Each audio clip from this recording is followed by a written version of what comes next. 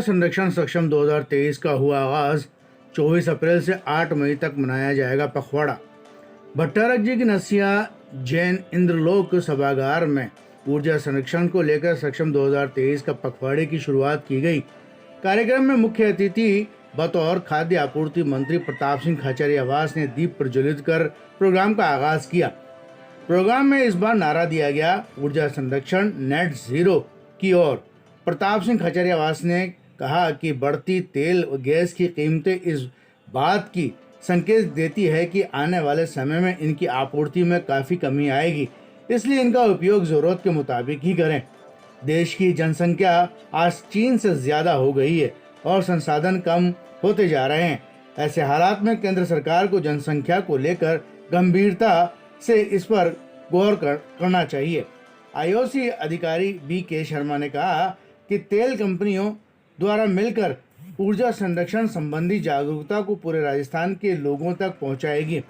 Green hydrogen और compressed biogas हरित ईंधन के ये दोनों उत्पादन जल्दी ही देश की जनता के लिए उपलब्ध होंगे। पेट्रोलियम उत्पादों की बचत को लेकर एक संगोष्ठी का आयोजन किया। आप खुद इस बात को अच्छी तरह से जानते हैं, सबसे बड़ी प्रॉब्लम है ऊर्जा की देश में बचत करनी है, दुनिया में बचत करनी है, पेट्रोलियम पदार्थों की बचत करनी है, तो उसके लिए जरूरी है पॉपुलेशन। 1975 के टाइम पर इंदिरा गांधी जो एक्स प्राइम मिनिस्टर थी, वो कानून लेकर आई थी, हम दो हमारे दो। उस वक्त इन्हीं बीजेपी और आरएसएस के लोगों ने विरोध किया पूरे देश में और नारा दिया कि जात पर ना पात पर, जब मोड़ लगेगी हाथ पर तो नसबंदी होगी खाट पर। इतना भयंकर दुष्प्रचार किया कि 2 बच्चों की मुहिम इंदिरा गांधी जी चुनाव हार गई, 2 बच्चों की मुहिम खत्म हो गई। आज देश दुनिया में चाइना से आगे निकल गया पॉपुलेशन। यदि वो कानून उस वक्त लग गया था 75 में 2 बच्चों का, वो तो सबके लिए लग रहा था, धर्म और जाति के नाम पर कोई भेदभाव ही नहीं था। ये पीछे पड़ गए। 8 साल से इनकी सरकार है केंद्र में, क्या किया पॉपुलेशन कंट्रोल में। जब पॉपुलेशन ज़्यादा होगी तो गाड़ियाँ भी ज़्यादा होगी, पेट्रोल डीजल ज़्यादा लगेगा और आगे हम नंबर 1 पर आ गए हैं। अब क्या जान लोगे, क्या कुछ करके दिखाओ केंद्र सरकार के लोगों को, पॉपुलेशन कंट्रोल के लिए आगे आओ, बिल लाओ।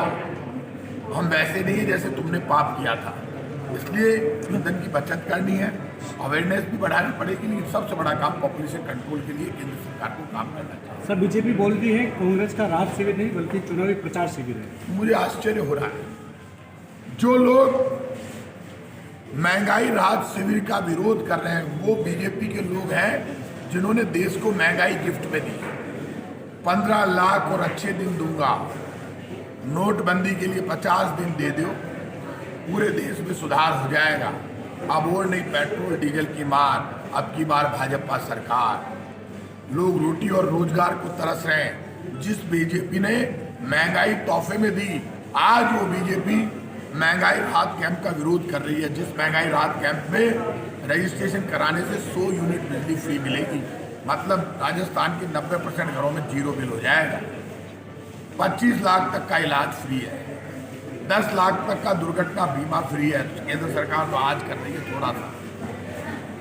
और जो उज्ज्वला योजना में ये नहीं दे रहे रिबेट का कनेक्शन, हम 500 रुपये में सिलेंडर देंगे।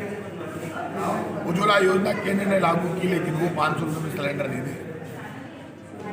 पूरे राजस्थान में सब जगह हमारी बड़ी 10 योजनाएं जिसमें जनता को डायरेक्ट रिलीफ है, पेंशन योजनाओं, बाकी योजनाओं, उनसे जुड़कर महंगाई से लड़ने के लिए कांग्रेस की राजस्थान की सरकार सड़क पर निकली है, लोगों के बीच में गई है। बीजेपी महंगाई के जरिए जनता की जेब काटने का काम करती है और हम महंगाई से लड़ने के लिए जनता की जेब का पैसा बचाकर जेब में पैसे डालने का काम करते हैं। दोनों में आज मैं आपसे कह रहा हूँ, ये बीजेपी के झूठ के जनरेटर नेता जो डायलॉग मार रहे हैं, उनको मेरी खुली चुनौती है, किसी भी मंच पर आकर बहस कर ले। देश में महंगाई के लिए भारतीय जनता पार्टी जिम्मेदार है। भारतीय जनता पार्टी ने आज़ादी के बाद महंगाई के सारे रिकॉर्ड तोड़ दिए, देश इनको माफ़ नहीं करेगा। राजस्थान की जनता से अपील करूंगा, महंगाई राहत कैंप का विरोध करने वाले बीजेपी के नेताओं को अपने गाँव में, शहरों में घुसने मत दो, उनसे हिसाब मांगो। केंद्र की भाजपा सरकार के 8 साल के कामों का इस देश में गरीबी और महंगाई के लिए, भुखमरी के लिए भारतीय जनता पार्टी जिम्मेदार है। जो महंगाई देने वाले लोग महंगाई कम करने के जो कैंप लग रहे हैं उनका विरोध कर रहे हैं, इनको भगवान भी माफ नहीं करेगा। जनता सर क्या प्रोग्राम था और इससे क्या इस आम जनता को क्या फायदा होगा इससे और आगे किस तरह से कार्य करेंगे? आप सबको मालूम है कि पेट्रोलियम एंड गैस मंत्रालय के अंतर्गत संरक्षण क्षमता महोत्सव 2023 सक्षम जिसका नाम दिया गया है वो 15 दिन तक चलता है। उसका आज उद्घाटन हमारे मुख्य अतिथि माननीय खाद्य एवं आपूर्ति मंत्री प्रताप सिंह जी खाचरियावास ने किया है। यह इसके द्वारा हम तेल के सदुपयोग के बारे में प्रचार करेंगे। इसके विभिन्न तरह के ऊर्जा जो कि अपने एलपीजी गैस है, पेट्रोल डीजल है और भी किसी तरह के ऊर्जा उत्पादन जो कि बहुत सीमित मात्रा के अंदर है प्रगतिशील देश के लिए, उनके संरक्षण के बारे में जानकारी दी जाएगी। आपको पता है कि ये वर्ष में इसका नारा दिया गया है ऊर्जा संरक्षण नेट जीरो की ओर। तो नेट जीरो के बारे में भी देश में जागरूकता इसके द्वारा लाई जाएगी। आपको पता है 2070 प्रधानमंत्री ने नेट जीरो के लिए टारगेट ईयर घोषित किया है देश के लिए। इसी पखवाड़े के अंदर हम लोग हरित जो क्रांति जो डिफरेंट टाइप के फ्यूल्स हम लोग ला रहे हैं उसके बारे में भी बताया जाएगा। अभी आपको पता है कि जो E10 मार्केट के अंदर इथेनॉल 10 फ्यूल जो पेट्रोल के साथ मिक्स होकर आ रहा है वो 2024-25 तक E20 कर दिया जा रहा है। इसके साथ ही इथेनॉल बहुत सी तरह से पैरेलली से हम लोग राइस स्टॉक को कन्वर्ट करके 2G इथेनॉल बना रहे हैं पानीपत में। इसी तरह फ्यूल गैस से भी हम इथेनॉल बना रहे हैं और भी बहुत सी हाइड्रोजन अभी जनरेशन का भी एक प्लांट हमारा मथुरा में लग रहा है। तो इस सब के बारे में हरित क्रांति की तरफ बढ़ रही है देश, हरित क्रांति की तरफ बढ़ रहा है। आपको पता है कि ऊर्जा की खपत बहुत बढ़ने वाली है। अभी विश्व के अंदर हम लोग सबसे एक देश है जो काफ़ी ज़्यादा इंपोर्ट करते हैं, करीबन 85% हमारा लगभग इंपोर्ट से आता है। तो इसके लिए संरक्षण बहुत ही जरूरी है। प्रगति के साथ समन्वय बना के हम आगे चलें, ये संदेश लेके हम जनता के बीच जा रहे हैं और इसका प्रसार पूरी जोर शोर से किया जाएगा। इसके लिए सर आपका नाम बता दीजिए। मैं Vinod Kumar Sharma, CGM operations Indian oil corporation for SLC